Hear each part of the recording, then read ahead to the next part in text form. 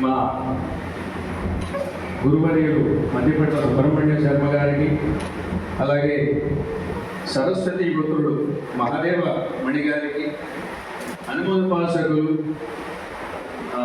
అన్నదానం చిదంబర శాస్త్రి గారికి, సభలో ఆశీనులైనటువంటి పెద్దలందరికీ కూడా నమస్కారాలు తెలియజేస్తూ, ఈ సభ తమ వాగ్విలాసంతో నిర్వహిస్తున్నటువంటి చిరంజీవులకు, ప్రార్థనా గీతం పాడేటువంటి చిరంజీవులకు అందరికీ కూడా శుభాశీస్సులు తెలియజేస్తూ, ఈరోజు ఈ కార్యక్రమాన్ని ఆత్మ నివేదన అనేటువంటి పుస్తకావిష్కరణ మహోత్సవానికి అందరికంటే చిన్నవాడనైనటువంటి నన్ను అధ్యక్షులుగా మరి మా గురువుగారి యొక్క అనుగ్రహం ప్రశంసకం వలన ఇక్కడ వ్యవహరించడం జరుగుతుంది. అయ్యా అదేమిటి, నేను చిన్నవాడిని, పెద్దలు మహనీయులు అందరూ ఉన్నారు, వాగ్దేవి అనుగ్రహ కటాక్ష పాత్రులంతా కూడా ఉన్నారు, వారిని ఎవరన్నా ఉంచవచ్చు కదా అంటే, కాదు మీరే ఉండాలి, అది అమ్మవారి ఆజ్ఞ అన్నారు. కాబట్టి మీ యొక్క వాక్కు అనుల్లంఘనీయమండి అని చెప్పి దీనికి అంగీకరించడం జరిగింది. వారు సుబ్రహ్మణ్య శర్మ గారు రేపల్లలో మరి 72వ సంవత్సరంలోనేమో 75లో విచ్చేశారు. ఇక్కడి నుంచి లెక్చరర్గా విచ్చేశారు. రేపల్లో శంకర సంస్కృత కళాశాల అని ఉండేది. శంకర సంస్కృత కళాశాలలో తెలుగు లెక్చరర్గా వారిని ఇక్కడి నుంచి ఆహ్వానించి తీసుకొని వెళ్ళారు మా గురువు గారు ముళ్ళపూడి రామసుబ్రహ్మణ్య శాస్త్రి గారు.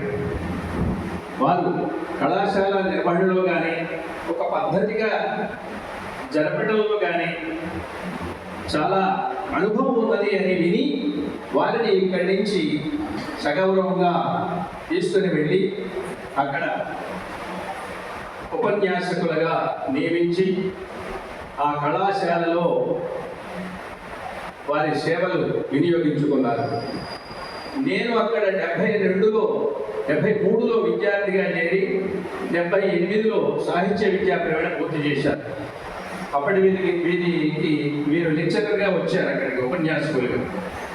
నేను సాహిత్య విద్యా ప్రవేశం సంస్కృతం చదువుతూ ఉండేవాడిని, మీరు తెలుగు మాస్టర్గా వచ్చారు. సరే, వచ్చినప్పటి నుంచి కూడా సరే నా చదువు పూర్తయింది. వారు అధ్యాపకులుగా పాఠాలు చెబుతూ ఉన్నారు. చెబుతూ ఉన్న తర్వాత నాకు అక్కడే అనుబంధ పాఠశాల హై స్కూల్ ఒకటి ఉంది, ఓరియంటల్ హై స్కూల్. దాంట్లో ప్రధానోపాధ్యాయుడిగా నన్ను నియమించారు మా గురువు గారు. అయ్యా, నాకు ఇంగ్లీషు అట్లాంటివి రావు, నన్ను ప్రధానోపాధ్యాయుడిగా అనిపిస్తే నేనేం చేస్తానంటే, ఏమీ లేదురా నాయన, వాళ్ళంతా గుమస్తాలు తయారు చేసుకొని వస్తారు, నువ్వు గ్రీనింగ్తో సంతకం పెట్టడమే అని చెప్పారు. ఓహో, ఇదేదో చాలా బాగుంది, గురువుల అనుగ్రహంతో కేవలం గ్రీనింగ్తో సంతకం పెట్టే ఉద్యోగం వచ్చింది, ఎంత అనుగ్రహం అనుకున్నాను. దిగితల లోతు తెలియల 5 వైపుల నుంచి అటు అధికారులు, ఇటు పిల్లల తల్లిదండ్రులు, ఇటు మరి మేనేజ్మెంటు మొదలైనటువంటి వారి ఒత్తిడులు ఇవన్నీ భరించడం, మీటింగులు, కలెక్టర్లు, ఆఫీసర్లు పిలవడం, దాదాపు 39 సంవత్సరాలు నేను అక్కడ ఉద్యోగించాను. మరి ఈ ఉద్యోగించడంలో సహాయపడేది ఎవరంటే ఇదిగో మీరు మా గురువు. వారి దగ్గర నేను తెలుగు పాఠాలు కళాశాలలో చదవకపోయినప్పటికీ కూడా పాఠశాల నిర్వహణ పాఠాలన్నీ చదివాను. ఆ రకంగా వారి గురువు గారు ఇంగ్లీష్లో ఏ విధంగా రచన చేయాలి, ఏ విధంగా మనం లెటర్లు రాయాలి, ఎవరిని ఏ విధంగా సంబోధించాలి, ఇవన్నీ కూడా వారు నాకు దగ్గరగా పుత్రుడిగా దగ్గర కూర్చోబెట్టుకొని ఇవన్నీ చెప్పి నన్ను 39 సంవత్సరాలు కూడా దిగ్విజయంగా నేను పాఠశాల నిర్వహించేట్టుగా చేశాను వారు. అందుకని వాళ్ళ పిల్లలు అంటారు, ప్రసాద్ గారే సత్యమూర్తి గారు.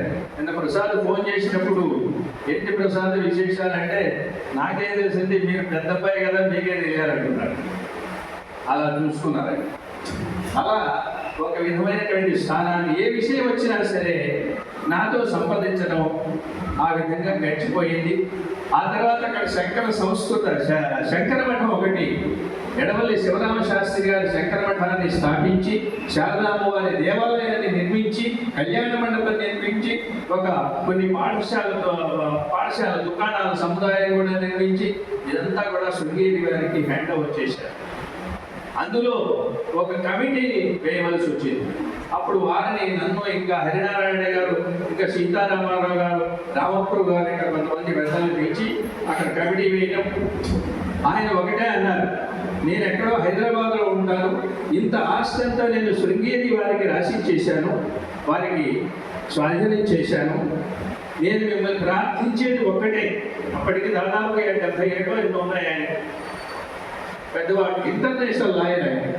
ఆ మహానుభావుడు రోజు ఉపనిషత్తులు పారాయణ చేసేవాడు. హైదరాబాద్కి వస్తుంటే, మీరు దాన్ని ఆలనా పాలనా చూసుకుంటూ ఉండమంటున్నాను అని ప్రార్థిస్తున్నాను అన్నారు.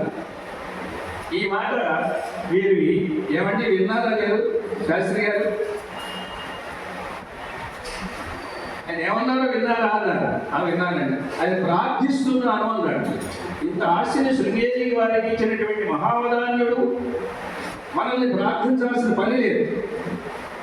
ఆ మాట కోసమైనా సరే మనం బద్ధులమై దీని నిర్వహణ బాధ్యతను మనం స్వీకరిస్తే బాగుంటుందని నా అభిప్రాయం. మీరేమంటారు? మా ఇద్దరితో ఒకటే అభిప్రాయం. వాస్తవం నిర్వహించారు ఎప్పుడు కూడా. ఎందుకంటే అలా కలిసిపోయింది మనస్తత్వాలు, కలిసిపోయి ఏదైనా కావాలని వారు సలహా నన్ను అడుగుతుండేవారు, నేనేదో నాకు తోచి సలహా ఇచ్చేవారు, సరే బాగుంది అని చెప్పి అనుకుండేవారు. అలా ఏదో మాట్లాడుకుంటూ కాలక్షేపించి శృంగేరి మఠంలో ఆ శారదా అమ్మవారి ప్రతిష్ఠ జరగకపోతే, ఆ శారదా అమ్మవారి ప్రతిష్ఠ కూడా మేము వచ్చిన తర్వాత వారు ఇంకా మార్కండేయ శాస్త్రి గారు వెళ్ళి శృంగేరి వెళ్ళి విగ్రహాన్ని తీసుకొని అక్కడ ప్రతిష్ఠ చేయించడం, ఆ స్వామివారి యంత్రాలు మనుషుల్ని అక్కడి నుంచి పురోహితులు పంపించి స్వయంగా ప్రతిష్ఠ చేయించడం, ఇదంతా కూడా జరిగింది. మేము వచ్చిన తర్వాత కమిటీలో అమ్మవారు అలా చేయించుకుంది. ఆ తర్వాత కొంతకాలం అక్కడ కార్యదర్శిగా చేశారు. చేసిన తర్వాత నేను కోశాధికారిగా ఉంటుండేవాడిని. అకౌంట్స్ రాయడం ఇవన్నీ కూడా, అకౌంట్స్ రాయడం అన్నీ కూడా బాగా తర్ఫీదిచ్చారు నాకు అక్కడ. ఇప్పటికీ కూడా అక్కడ అకౌంట్స్ హెడ్ మాస్టర్గా ఉండగా 3 రకాల అకౌంట్ మెయింటైన్ చేయాల్సి వచ్చేది. అటు committee account, head master account, ఇంకేదో పాడు చూడు వాళ్ళు ఇచ్చినటువంటి 10 రూపాయలకి 100 రూపాయలకి అకౌంట్స్ మెయింటైన్ చేయాలి. అదొకటి గవర్నమెంట్ ఇచ్చినటువంటి వాడు. ఇవన్నీ ఉండేవి. ఇవన్నీ కూడా తర్ఫీ చేసి డే బుక్, లెక్కలు ఎట్లా మెయింటైన్ చేయాలి, ఓచర్లు ఎలా ఉండాలి, ఇవన్నీ కూడా చెప్పారు. మరి ఆ విధంగా నిర్వహణ చేసిన తర్వాత వారు శాశ్వతంగా రేపల్లలోనే ఉందాం. రేపల్లి అంటే మక్కువ వారికి. చిన్నప్పుడు మేము సంస్కృతం నేర్చుకుని సంస్కృతం మాట్లాడించడం కూడా పొద్దున్నే వెళ్ళి వారింటికి వెళ్ళి లేపి సంస్కృతంలో మాట్లాడి సుప్రభాత రాజ్య ఉత్తిష్టంతో అని అంటూ మాట్లాడించి చేస్తుండే వాళ్ళ దాంట్లో కూడా వారికి సహకారం బాగా ఉండేది. అక్కడ బాగుంది వాతావరణం, అక్కడే ఉండాలని చెప్పి శాశ్వతంగా ఒక భవనాన్ని కూడా అక్కడ కట్టుకున్నారు. అమ్మవారి సేవ కూడా దొరికిందని సంతోషించారు. కానీ ఆరోగ్యం అంతగా సహకరించకపోవడంతో ఆయన ఇక్కడికి వచ్చేశారు. ఆ తర్వాత ఆ బాధ్యతలన్నీ వారి అనుగ్రహంతో, పెద్దల అనుగ్రహంతో, అమ్మవారి అనుగ్రహంతో నేను స్వీకరించవలసి వచ్చింది. నేను నడుపుతున్నాను. ఏది ఏమైనా సదుతత్ర విశేష దుర్లభ సదుపన్యస్యతి కృత్యవర్తయ అని అన్నారు. పాట వేసినటువంటి వాడు ఎప్పటికైనా గొప్పవారు.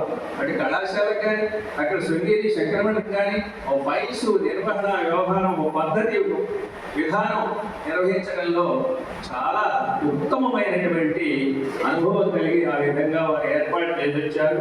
అదే పాటలో ఇప్పటికీ కూడా అక్కడ నడుస్తూ ఉన్నది శంకరమఠం. చక్కగా అమ్మవారు అన్ని సేవలు అందుకుంటూ చక్కగా నిత్యనూతనంగా అక్కడ విరాజిల్లుతున్నది. పైనుంచి భారతీయ తీర్థ స్వామి వారి, విధుశేఖర భారతీయ స్వామి వారి అనుగ్రహం, విశేషించి అమ్మవారి అనుగ్రహం, ఇవన్నీ వీటితో చక్కగా జరుగుతోంది. అలాంటి మహనీయులు ఇంకా అక్కడే ఉండే బాగుండే అనుకున్నాం. కానీ మరి ఏం చేస్తాం తర్వాత? కానీ వారు ఏంటంటే అమ్మవారు నన్ను ఇక్కడికి రక్షించడానికే నన్ను ఈ కల్పవృక్షము నీడకు తీసుకుని వచ్చిందండి. పూజ్యాయ రాఘవేంద్రాయ సత్యధర్మరతాయ భజతాం కల్పవృక్షాయ నమతాం కామధేనవే అని నేను కల్పవృక్ష నీడకు వచ్చానండి. అమ్మవారు నన్ను ఇక్కడికి చేర్చింది. మా వాడు నాడు చిన్నవాడు అక్కడ, వాళ్ళ పెద్దమ్మాయి అక్కడ ఆ ప్రాంతాల్లోనే ఉద్యోగం చేస్తుండేవాడు. కాబట్టి ఏదో ఒక పిల్లవాడు సహాయంగా ఇక్కడ ఉంటాడనే ఉద్దేశంతో అమ్మవారు ఇక్కడికి తీసుకొచ్చిందండి. అమ్మవారు నన్ను రక్షించడానికి ఇక్కడికి తీసుకొచ్చిందని ఇప్పటికి కూడా అమ్మవారి మీద అపారమైనటువంటి భక్తి, అచంచలమైనటువంటి భక్తి, అచంచలమైన విశ్వాసం కూడా అమ్మవారి మీద ఉండి ఇక్కడి నుంచే వారి ఎలా జరుగుతుంది రోజు ఒక్కసారి నా ఫోన్ చేయకుండా ఉండరు. అలా ఉన్నటువంటి ఆత్మీయులు ఆయన ఒక పుత్రుడిగా, ఒక మిత్రుడిగా, ఒక బంధువుగా రకరకాలుగా ఆయన మధ్య కూడా ఒకటి రాశారు. అతడు పరోక్ష శిష్యుడు, మిత్రుడు, ఇంకా ఇట్లాంటివో అన్ని కూర్చొని రాశారు. అలాగే మా గురువు గారు మొడపూడి రామసుబ్రహ్మణ్య శాస్త్రి గారు కూడా అలాగే. ఎందుకంటే గురువుల్లో మనస్సుల్లో ఈ విధంగా మనం నాటుకొని పోవడం అనేటువంటిది చాలా విశేషమైనటువంటిది. అది దైవానుగ్రహం. కిం సత్పుత్రమితి భూయాం సచ్ఛాత్రం ఉత సత్సఖం మమతావాత్ర కిం నాశీః అన్యత్ శాస్త్రిన్ జయీ భవ. రామసుబ్రహ్మణ్య శాస్త్రి గారు అదే విధంగా తెలుగులో అతడు పరోక్ష శిష్యుడు అంటూ అతడి మిత్రుడు, అతడు బంధువు, అతడు సిద్ధౌషధుడు అని చివరికి ఉపయోగించాడు. ఏదైనా సమస్య వస్తే అతడు సిద్ధౌషధుడు అని ఆ శ్లోకంలో ఆ పద్యంలో ఉపయోగించారు. సిద్ధౌషధుడిగా నన్ను అభివర్ణించారు. అంత మమకారం, అంత వాత్సల్యం ఉన్నటువంటి మానీయులు అయినా. కాబట్టి అలాంటి ఈ పుస్తకం వారు ఆత్మ నివేదన అనేటువంటి పుస్తకంలో నిజంగా వారి ఆత్మ యందు ఉన్నటువంటి అంత విషయాన్ని కూడా నివేదించడం. ఇది నవవిధ భక్తుల్లో ఒకటి. సఖ్యం ఆత్మ నివేదనం అన్నారు. ఆత్మ నివేదనం చాలా చివరిది. పూర్తిగా తన అర్థాన్ని తెలియజేసుకోవడం. భగవంతుడి నీవే రక్షించు, నీకు తెలియని దేవుడి, నువ్వు చేసిందే ఇదంతా అని చెప్పి అవన్నీ చదివితే చాలా విశేషంగా మనకు తెలుస్తుంది.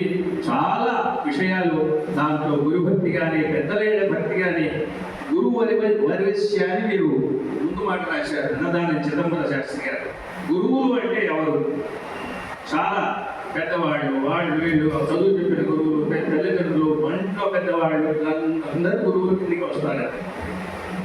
అలాగే మహాదేవి మణి గారు కూడా మణిహారం అనేటువంటి దాని ముందు మాట రాశారు.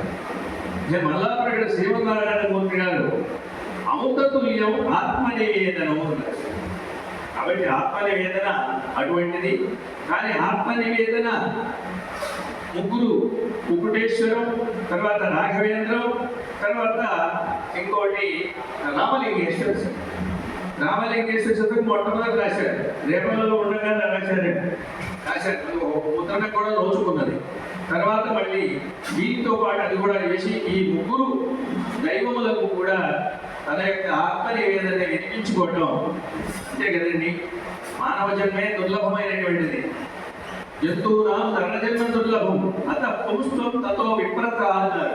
కాబట్టి అందులో పురుషుడిగా పుట్టాం, అందులో బ్రాహ్మణుడిగా పుట్టాం. మరి ఇంత గొప్ప జన్మనిచ్చినటువంటి ఆ దేవుడికి, ఆ భగవంతుడికి తన యొక్క ఆత్మ నివేదనంతా చెప్పుకోవడం అనేటువంటిది మన యొక్క కర్తవ్యం. అది ఆయన రక్షించమని మనల్ని ప్రార్థించడం ఎంతో చక్కగా ఆయన పుస్తకాల్లో నాకు తోచింది. అమృతమైనటువంటి కవిత్వం. మరి అలాంటి కవిత్వం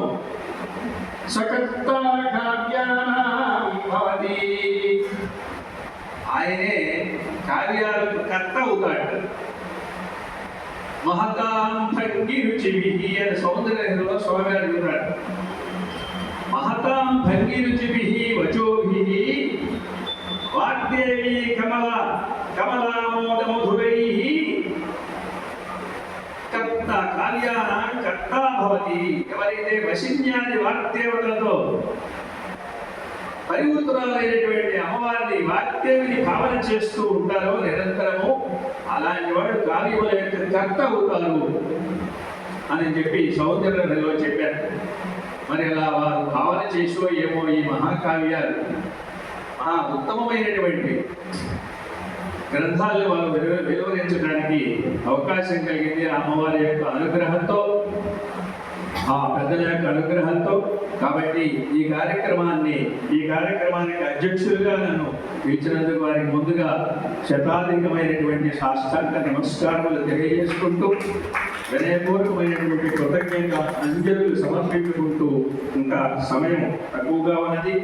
మళ్ళీ కార్యక్రమం అవతల దూరం నుంచి వచ్చినటువంటి మహనీయులు ఉన్నారు, చిదంబర శాస్త్రి గారు, నేను ఉన్నాను.